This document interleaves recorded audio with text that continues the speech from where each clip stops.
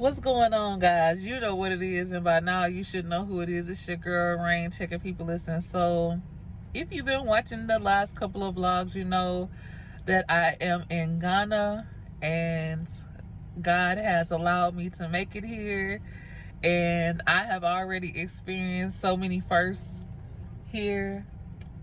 As soon as I've watched my girl Sasha, aka Flaws of Couture, I watched my girl Gabby Mack. I watched so many of, I don't want to, I listen, charges in my head, not my heart.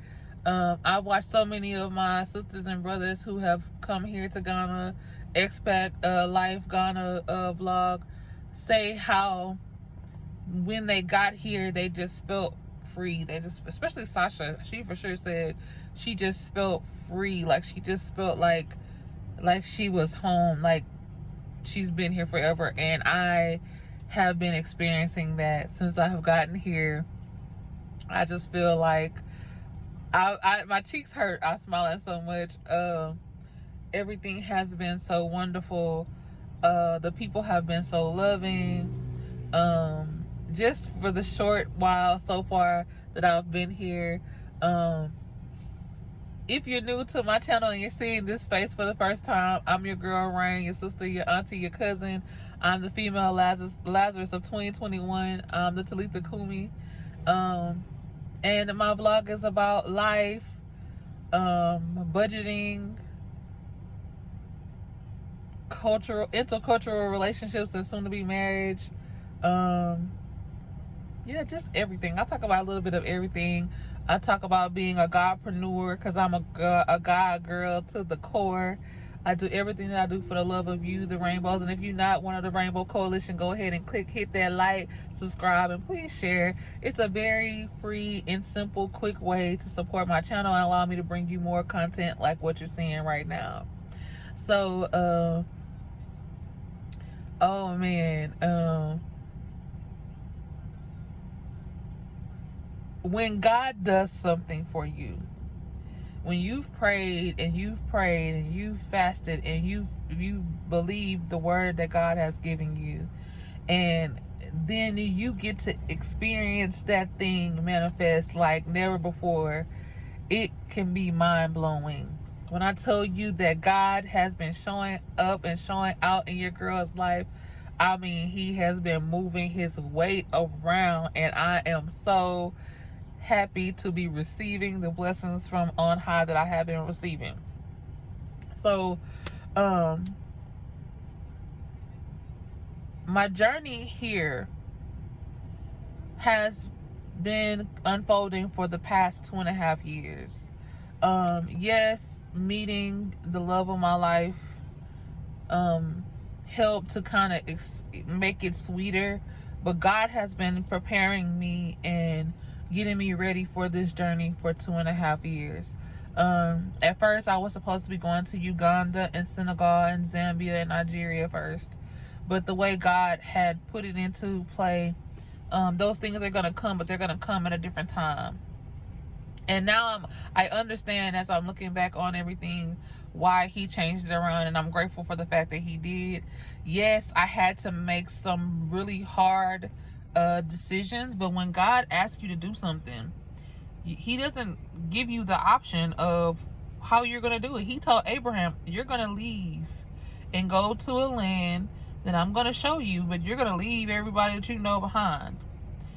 Moses had to leave everybody he knew behind. You know, Joseph got put in the pit and got sold into slavery and got, you know, found his way to Potiphar's house. You know, so many times, even Jesus went in the wilderness, you know. So a lot of times when God is going to do something in your life, he removes you from everything and everyone that you love and your comfort zone. He takes you out of your comfort zone so that he can be able to make and mold you the way he needs to. Yes, I love my grandbabies to the heart. Yes, I love my Rada. She's my Rada, even if she's upset with me. Yes, I love my mother and my father. Yes, I love my sisters and my brothers. Yes, I love my nieces and my nephews. Yes, I love my friends. But I love God above all of that. Anybody that knows me knows I love God. It's God for me, come hell or high water, right? I love God. So I'm going to do what God has called me and told me to do. I know that people are not going to always understand that, but this time that I have made this move to follow God, to trust God all the way, I had to do it no matter what. I had to move when God told me to move. No matter how much I wanted to try to fight it, no matter how much I tried to plea bargain with God, I had to move when God told me to move. So my journey to Ghana was not the typical journey.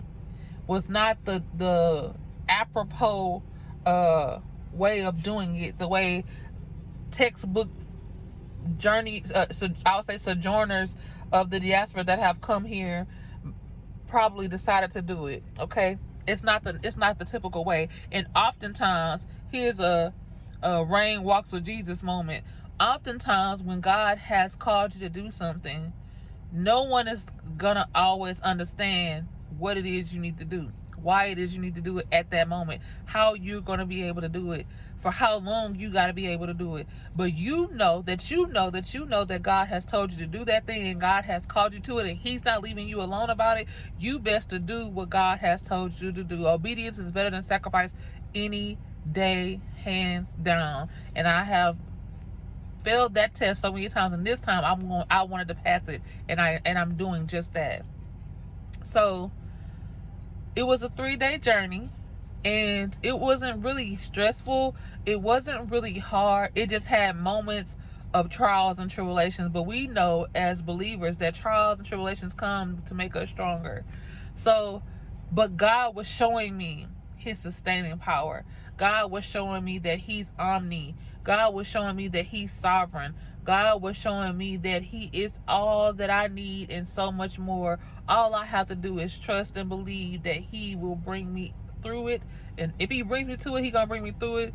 He gonna bring me out of it, and He gonna make a way like only He can. And when I tell you, every time that the enemy tried to show up, every time he tried to raise up a flood, God rose up a standard. Every time he tried to send some type of trap for me, God was like, nope.